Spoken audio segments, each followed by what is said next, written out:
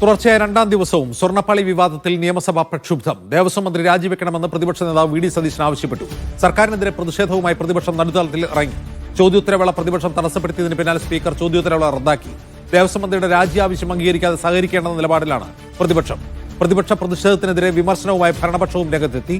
പ്രതിപക്ഷം കാണിക്കുന്ന ജനാധിപത്യ വിരുദ്ധ സമീപനമാണെന്ന് ഭരണപക്ഷം കുറ്റപ്പെടുത്തി. കെ ആർ സാജു വിവരവുമായി ചേരുന്നു. സാജു, ഇന്നെന്താണ് സഭയിൽ ഉണ്ടായത്? ഇന്നും ഇന്നലത്തേതിന് സമാനമായ രീതിയിൽ തന്നെ ചോദ്യോത്തരവേള ആരംഭിച്ചപ്പോൾ തന്നെ പ്രതിപക്ഷ നേതാവ് എഴുന്നേറ്റ് നിന്നുകൊണ്ട് ഹൈക്കോടതിയുടെ ഇന്നലത്തെ വിധി ചൂണ്ടിക്കാട്ടി. ആ വിധി വളരെ ഗുരുതര സ്വഭാവമുള്ളതാണ്. ശബരിമലയിൽ മോഷണം നടന്നിരിക്കുന്നു എന്ന ഫൈൻഡിങ്സിലേക്ക് ഹൈക്കോടതി തന്നെ എത്തിച്ചേർന്നിരിക്കുകയാണ്. ഇത് ഗൗരവമായ സാഹചര്യമാണ്. ഈ സാഹചര്യം പരിഗണിച്ചുകൊണ്ട് തന്നെ വളരെ പ്രധാനപ്പെട്ട ആവശ്യങ്ങൾ മുന്നോട്ട് വെച്ചു. അതിൽ ഏറ്റവും പ്രധാനപ്പെട്ടത് ദേവസ്വം മന്ത്രിയുടെ രാജിയായിരുന്നു. ദേവസ്വം ബോർഡിനെ ആകെ പുറത്താക്കണമെന്ന ആവശ്യവും പ്രതിപക്ഷ നേതാവ് മുന്നോട്ട് വെച്ചു. തുടർന്ന് അത് വഴങ്ങാതെ വന്നപ്പോൾ പ്രതിപക്ഷാംഗങ്ങൾ സഭയുടെ നടുത്തളത്തിലേക്ക് എത്തി. എന്നാൽ കോടതികളിൽ പോലും വിശ്വാസമില്ലാതായിരിക്കുകയാണ് പ്രതിപക്ഷത്തിന് എന്നായിരുന്നു നിയമമന്ത്രി പി രാജീവിന്റെ കുറ്റപ്പെടുത്തൽ. സർക്കാർ ഏതന്വേഷണത്തെയും സ്വാഗതം ചെയ്യുകയാണ് എന്ന നിലപാട് പി രാജീവ് സ്വീകരിച്ചു. എം പി രാജേഷ് ആകട്ടെ പ്രതിപക്ഷത്തെ കഴിഞ്ഞ ദിവസം സുപ്രീം കോടതിയിൽ മാത്യു കുഴൽനാടന്റെ ഹർജി തള്ളിയതടക്കമുള്ള കാര്യങ്ങൾ മനസ്സിൽ വെച്ചുകൊണ്ട് കുത്തുകയും ഒക്കെ ചെയ്തു. പക്ഷേ പ്രതിപക്ഷം തങ്ങളുടെ നിലപാടിൽ നിന്നും ഒരിഞ്ച് പുറകോട്ട് പോയില്ല. അവർ സഭയ്ക്കുള്ളിൽ സ്പീക്കർക്ക് മുന്നിൽ ബാനറുകൾ വലിച്ചു കെട്ടി. ഒപ്പം തന്നെ മുദ്രാവാക്യ വിളികളും പ്ലക്കാർഡുകളുമായി തുടർന്നു. ഇതോടുകൂടി ചോദ്യോത്തരവേള റദ്ദ് ചെയ്യുകയായിരുന്നു. 15 മിനിറ്റ് പിന്നിടുമ്പോഴേക്കും സ്പീക്കർ എ എൻ ഷംസീർ. തുടർന്ന് ഇപ്പോൾ സഭ വീണ്ടും സമ്മേളിച്ചു.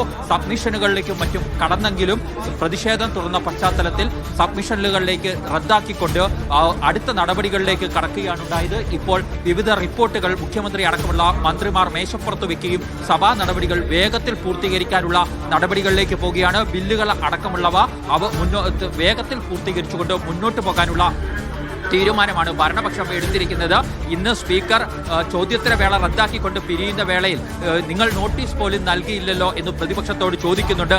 ഈ വിഷയം വിശദമായി ചർച്ച ചെയ്യാൻ സർക്കാർ തയ്യാറാണ് എന്നുകൂടി അറിയിക്കുന്നുണ്ട്. പക്ഷേ പ്രതിപക്ഷത്തിന്റെ ഇക്കാര്യത്തിലെ നിലപാട് ദേവസ്വം മന്ത്രി വി എൻ വാസവനും അതുപോലെ ദേവസ്വം ബോർഡിനെ പുറത്താക്കിയ ശേഷം മാത്രം മതി ചർച്ചകൾ, അതിന് വഴങ്ങുന്നില്ല, ചർച്ച ചെയ്യാമെന്ന സർക്കാർ നിർദ്ദേശത്തിന് വഴങ്ങുന്നില്ല എന്ന തീരുമാനത്തിലേക്ക് പ്രതിപക്ഷം എത്തിച്ചേർന്നിട്ടുണ്ട്. ഇതിനെ പ്രതിപക്ഷം സഹകരിക്കില്ല എന്ന് വ്യക്തമായതോടുകൂടി കക്ഷി നേതാക്കളുടെ യോഗം പോലും സ്പീക്കർ ഇന്നും വിളിച്ചു ചേർത്തിട്ടില്ല. ചോദ്യോത്തരവേളയ്ക്ക് ശേഷം ഇപ്പോൾ വളരെ വേഗത്തിൽ സഭാ നടപടികൾ പൂർത്തീകരിക്കാനുള്ള തീരുമാനത്തിലാണ് സ്പീക്കർ ഉള്ളത്. അങ്ങനെ നടപടി പുരോഗമിക്കുമ്പോഴും പ്രതിപക്ഷം പ്രതിഷേധവുമായി മുന്നോട്ട് പോകുകയാണ്. തങ്ങൾ സഭയിൽ കഴിഞ്ഞ ദിവസങ്ങളിൽ ഉയർത്തിയതെല്ലാം ശരിയായിരുന്നു, ഇന്നലത്തെ ഹൈക്കോടതി വിധിയോടുകൂടി വന്നിരിക്കുന്നു എന്നാണ് പ്രതിപക്ഷം ചൂണ്ടിക്കാണിച്ചുകൊണ്ടിരിക്കുന്നത്. ആ സാഹചര്യത്തെ പരമാവധി ഉപയോഗിക്കാൻ പ്രതിപക്ഷം തീരുമാനിച്ചിരിക്കുന്നു. അത് സഭയ്ക്ക് പുറത്തുമൊക്കെ ഉപയോഗപ്പെടുത്താനുള്ള നീക്കത്തിലാണ്. ഇന്നലെ ചേർന്ന കോൺഗ്രസിന്റെ രാഷ്ട്രീയകാര്യ സമിതി 4 മേഖലാ ജാഥകൾ ശബരിമല വിഷയം ഉയർത്തിക്കൊണ്ട് നടത്താനും പന്തളത്ത് മഹാസംഗമം നടത്താനുള്ള തീരുമാനം എടുത്തിട്ടുണ്ട്. ഇനിയുള്ള സഭയുടെ എല്ലാ ദിവസങ്ങളിലും സമാനമായ സമീപനവുമായി മുന്നോട്ട് പോകാനുള്ള തീരുമാനമാണ് പ്രതിപക്ഷം കൈക്കൊണ്ടിരിക്കുന്നത്. ഒരു തരത്തിലും സർക്കാരുമായോ സഭാ നടപടികളുമായോ സഹകരിക്കാൻ പ്രതിപക്ഷം ഈ ഘട്ടത്തിൽ തയ്യാറല്ല. ശബരിമലയിൽ മോഷണം നടന്നിരിക്കുന്നു. ആ മോഷണത്തിന് ഇടതുപക്ഷ ജനാധിപത്യ മുന്നണി സർക്കാരിന്റെ കാലത്തെ ദേവസ്വം ബോർഡുകൾ ഉത്തരവാദിയാണ് എന്ന നിലപാട് ഉയർത്തിപ്പിടിച്ചുകൊണ്ടാണ് പ്രതിപക്ഷം മുന്നോട്ട് പോകുന്നത്. അജിത്, അല്പം മുമ്പ് വി ഡി സതീശൻ സഭയിൽ സംസാരിച്ചത് കേൾക്കാം, അതിനുശേഷം സാജുവിലേക്ക് മടങ്ങി വരാം.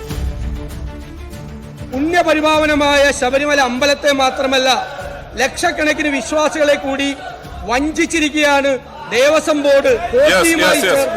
ഗൗരവകരമായി ഞങ്ങളുടെ ഡിമാൻഡ് ബഹുമാനപ്പെട്ട ദേവസ്വം ബോർഡ് മന്ത്രി രാജിവെക്കണം, ദേവസ്വം ബോർഡിനെ പുറത്താക്കണം. അതിന് സർക്കാരിന്റെ തീരുമാനം പ്രഖ്യാപിക്കണം. നീതിപീഠത്തിൽ പ്രതിപക്ഷത്തിന് വിശ്വാസം നഷ്ടപ്പെട്ടിട്ട് കുറച്ചു കാലമായി തുടർച്ചയായി തിരിച്ചടികൾ പ്രതിപക്ഷത്തിന് ലഭിച്ചുകൊണ്ടിരിക്കുകയാണ്.